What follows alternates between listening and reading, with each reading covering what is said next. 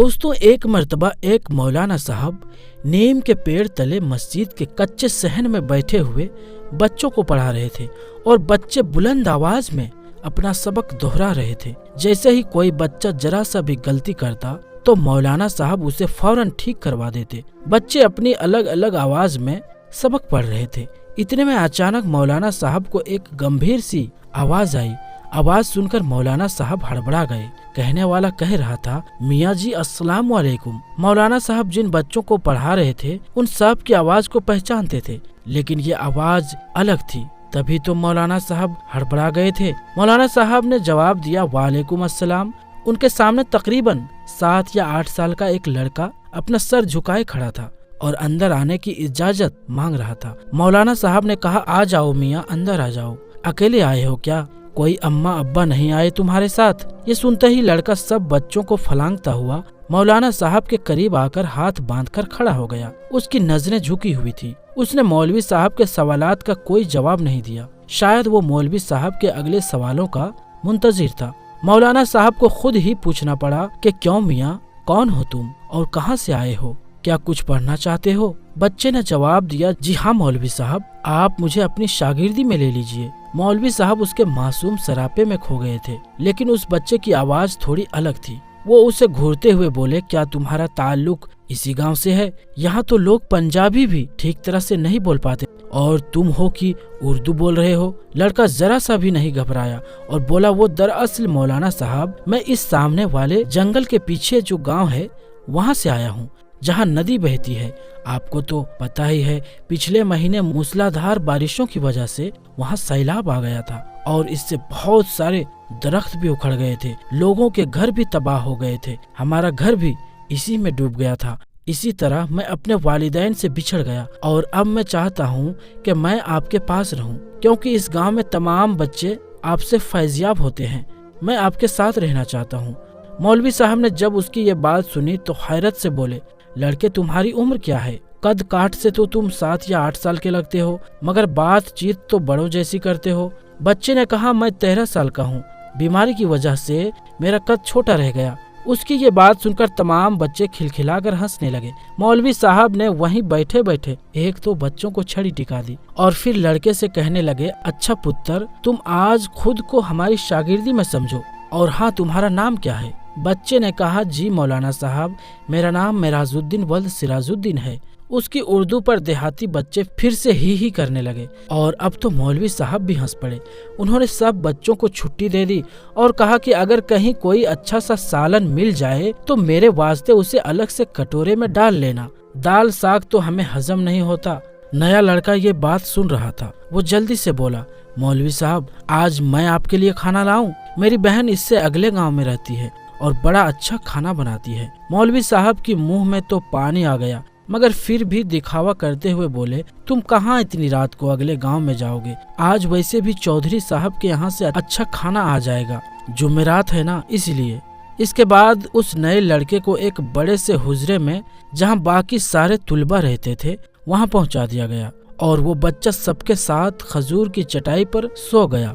दोस्तों, अगर आपको ये वीडियो पसंद आ रही है तो आपसे गुजारिश है कि इस वीडियो को लाइक जरूर करें। तो दोस्तों, इस तरह से वो लड़का जिसका नाम मेराजुद्दीन वल्द सिराजुद्दीन था, वो मौलवी साहब का बाकायदा शागिर्द बन गया। उसका हाफिजा बहुत अच्छा था। उसने 1 हफ्ते में ही बगदादी कायदा पूरा कर लिया और सिर्फ 3 महीने में कुरान पाक पूरा कर लिया और अब तो वो उसे हिफ्ज भी करने लगा था। मौलवी साहब तो बस हैरान थे कि आज तक हजारों शागिर्दों को पढ़ा चुके थे, मगर ऐसा हाफिजा, ऐसी रवानी कभी देखने सुनने में नहीं आई थी। जब भी उसका सबक सुनते तो गड़बड़ा जाते कि ये लड़का इंसान भी है या कोई और मखलूक है। मौलवी साहब ऐसा सोचते जरूर थे, मगर अपना ये ख्याल कभी जाहिर ना होने दिया। वो सोचते थे कि इतना अच्छा बच्चा है, कहीं बददिल होकर भाग न जाए। वो बच्चा अब तो हाफिजे कुरान भी बन चुका था, मगर मौलवी साहब को अब उससे प्यार सा हो गया था, इसीलिए उसे अपना बेटा बना लिया। मौलवी साहब ने उम्र भर शादी ना की थी। एक रात मौलवी साहब किसी का निकाह पढ़वा कर लौटे तो ज्यादा मुर्गन खाना खाने की वजह से पेट में तकलीफ महसूस हुई। मौलवी साहब को जब भी बदहजमी होती तो वो हिंग का इस्तेमाल करते और ठीक हो जाते, लेकिन वो हिंग भी ختم ہو چکی تھی اور دوبارہ منگوانے کا موقع ہی نہ ملا۔ سارے لڑکے سو چکے تھے مگر معراج الدین جاگ رہا تھا اور عبادت الہی میں مشغول تھا۔ مولوی صاحب درد سے کرراہ رہے تھے، ارے کوئی ہے جو مجھے کہیں سے ذرا سی ہنگ لا کر دے۔ معراج الدین نے سوچا استاد صاحب تو تکلیف میں ہیں اور ان کی بروقت مدد نہ کی تو شاید اللہ پاک میری عبادت ہی قبول نہ فرمائے۔ سارے شاگرد سو رہے تھے، اتنی رات میں کون اپنی نیند خراب کرے، مگر معراج الدین ہمیشہ کی طرح خدمت کے لیے تیار تھا۔ زائے نماز لپیٹ کر طاق میں رکھ دیا اور مولوی صاحب کے پاس جا کر کھڑا ہو گیا۔ مولوی صاحب میں لا دوں گا آپ کو ہنگ، مجھے پتا ہے ہنگ کہاں ملتی ہے۔ مولوی صاحب نے کہا تم کیسے لاؤ گے؟ اتنے ذرا سے تو ہو، کیا تمہیں اندھیرے سے ڈر نہیں لگتا؟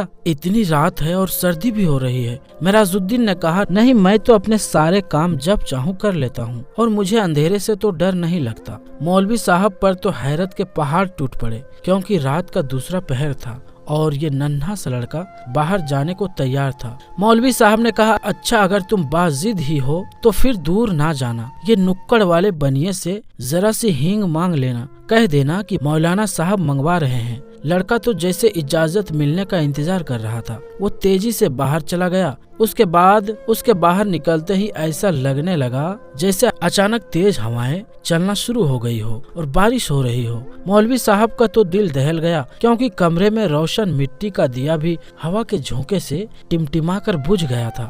مولوی صاحب دل ہی دل میں پشیمان ہوئے کہ بنا ماں باپ کے بچے کو رات کے وقت باہر کیوں بھیج دیا، اگر اسے کچھ ہو گیا تو۔ مولانا صاحب اس سے آگے سوچتے، اتنے میں اچانک سے دروازہ کھلا اور معراج الدین واپس آ گیا، اور حیرت کی بات یہ تھی کہ باہر کوئی تیز ہوا کا نام و نشان تک نہیں تھا، ہر چیز اپنی جگہ پر تھی۔ مولوی صاحب کو تو درد اسی وقت ختم ہو گیا جب انہوں نے دیکھا کہ معراج الدین کے کپڑے تو بالکل سوکھے ہوئے ہیں، حالانکہ وہ کوئی چھاتا یا برساتی بھی اوڑھ کر نہیں گیا تھا اور واپس بھی چند منٹوں میں آ گیا، اور سب سے بڑھ کر یہ کہ اس کے ہاتھ میں ہنگ تک نہیں تھی۔ مولوی صاحب نے اپنی حیرت کو چھپاتے ہوئے پوچھا کیوں بیٹا، لے آئے ہنگ؟ اس نے کہا جی میاں جی لے آیا ہوں۔ مولوی صاحب نے کہا کہاں ہے؟ تو پھر مجھے دیتے کیوں نہیں؟ لاؤ مجھے دے دو۔ معراج الدین نے کہا وہ میں نے باہر صحن میں لا کر رکھ دی ہے، آپ میرے ساتھ چل کر دیکھ لو اور جتنی چاہیے لے لو۔ مولوی صاحب کو تو غصہ آ گیا کہ اب میں باہر جا کر صحن سے خود اٹھا کر لاؤں، جب اس دکاندار سے لے آئے ہو تو میرے ہاتھ میں پکڑانے میں تمہیں پریشانی کیا ہے؟ بچے نے کہا ارے آپ آئیے تو صحیح مولوی صاحب۔ وہ انہیں بازو سے پکڑ کر صحن میں لے گیا۔ مولانا صاحب کی آنکھیں پھٹی کی پھٹی رہ گئی۔ صحن ہینگ کی بوریوں سے بھرا ہوا تھا، یعنی صحن میں ہینگ کی بوریاں ہی بوریاں تھی۔ شاید منوں کے حساب سے ہینگ لا کر استاد کی خدمت میں حاضر کر دی تھی۔ انہوں نے ایک نظر ہینگ کے انبار کو دیکھا اور پھر معراج الدین کے چہرے کی طرف دیکھا۔ اس کا سر حسب معمول استاد کے سامنے جھکا ہوا تھا۔ مولوی صاحب نے کہا ادھر آؤ، ذرا میری طرف آنکھ اٹھا کر دیکھو۔ انہیں پہلی بار اس پر غصہ آ رہا تھا، ان کے پیٹ کا درد تو رفو چکر ہو چکا تھا۔ انہوں نے اسے کندھوں سے پکڑ کر جھنجھوڑ ڈالا اور اس کی آنکھوں میں آنکھیں ڈالتے ہوئے بولے سچ سچ بتا دو، تم کون ہو؟ کیا تمہارا تعلق جنات سے ہے؟ بچے نے کہا جی میاں جی، آپ کا خیال درست ہے، میں واقعی ایک جن زادہ ہوں۔ اس کا سر استاد کے قدموں پر تھا اور وہ زار و قطار رو رہا تھا اور برابر معافی کی درخواست کر رہا تھا۔ مولوی صاحب نے پیار سے اس کا سر اپنے قدموں سے ہٹایا اور اسے گلے لگا لیا۔ اس نے بتایا کہ اسی نیم کے پیڑ پر جس کے نیچے سارے بچے بیٹھ کر قرآن پاک پڑھتے ہیں، یہاں پر میرا بسیرا ہے۔ میں روزانہ قرآن پاک کی تلاوت سنا کرتا تھا، تب میرا بھی دل چاہا کہ آپ کی شاگردی میں آؤں۔ مولانا صاحب جو باغور اس کی بات سن رہے تھے اچانک جیسے ہوش میں آ گئے اور کہا اچھا تو اب تو تمہارا مقصد پورا ہو چکا ہے نا، تم قرآن پاک کے حافظ بھی بن چکے ہو۔ بے شک تم نے آج تک مجھے شکایت کا موقع نہیں دیا، لیکن مجھے خدشہ ہے کہ اگر کسی دن تمہیں کسی بات پر غصہ آ جائے اور انجانے میں تم نے اپنی طاقت کا مظاہرہ کر دیا تو تب کیا ہوگا؟ بہتر ہے کہ اب تم چھٹی کرو اور اپنی دنیا میں لوٹ جاؤ، اور اگر تم نے میری بات نہ مانی تو میں تمہیں بوتل میں بند کر کے زمین میں دبا دوں گا۔ مولوی صاحب کی ڈانٹ سن کر وہ باقاعدہ ہچکیاں لے کر رونے لگا اور بولا جن استاد صاحب نے اسے علم سکھایا وہ ان کی جی بھر کر خدمت نہیں کر سکے گا، اس بات کے لیے وہ زندگی بھر شرمسار رہے گا۔ مولوی صاحب نے اسے تسلی دی اور کہا کہ انہوں نے اپنا حق اس پر معاف کیا، اسی لیے اب وہ سیدھا اپنی دنیا میں لوٹ جائے، یعنی جناتوں کے پاس لوٹ جائے۔ معراج الدین مولوی صاحب کو اللہ حافظ کہہ کر किसी नन्हे से बच्चे की तरह दरवाजा खोलकर कोठरी से बाहर चला गया। मौलवी साहब को उसकी आंसू भरी आंखें रात भर रुलाती रही। मौलवी साहब की हिदायत पर हमेशा के लिए लौट जाने से पहले उसने हिंग भी वापस गोदाम में पहुंचा दी थी। इस बात को काफी साल बीत गए और मौलवी साहब समेत सब लोग उसे भूल भाल गए, क्योंकि वो जिन ज्यादा दोबारा कभी भी लौट कर नहीं आया। मौलवी साहब ताबीज गंडे के भी काम में माहिर थे। अक्सर गांव की नौजवान लड़कियों पर जब कभी हिस्टेरिया का दौरा वगैरह पड़ता और माँ बाप उसे जिन्न भूत वगैरह की कारिस्तानी समझते तो वो मौलाना साहब के पास आते और वो लड़की फिर से ठीक हो जाया करती। एक मर्तबा एक लड़की को मौलाना साहब के पास लाया गया। वो लड़की बिना पानी के मछली की तरह तड़प रही थी और बार बार सर पटक रही थी। उसकी आंखें अंगारों की तरह लाल हो रही थी, बाल बिखर गए थे।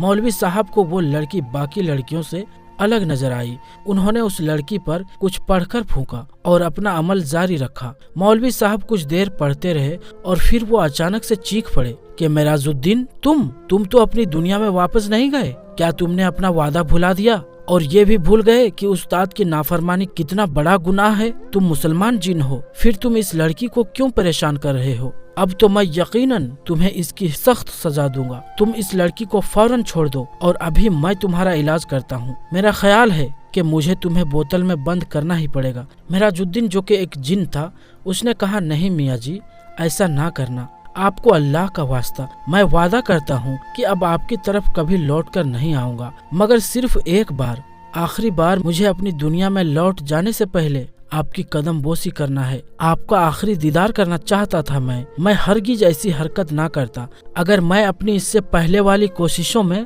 कामयाब हो जाता। शायद आपको मालूम होगा कि गांव के जमींदार की ठीक उसी रात किसी ने चारपाई उलट दी थी जब मैंने आपको अल्लाह हाफिज कहा था। मेरा प्रोग्राम ये था कि यूं इस बंदे के इलाज के लिए आपको बुलाया जाएगा और मैं अपने मोहतरम उस्ताद का दीदार एक बार फिर से कर सकूंगा, मगर मुझे नाकामी का मुंह देखना पड़ा, क्योंकि मुझे भगाने के लिए उन्होंने किसी और को बुला लिया था।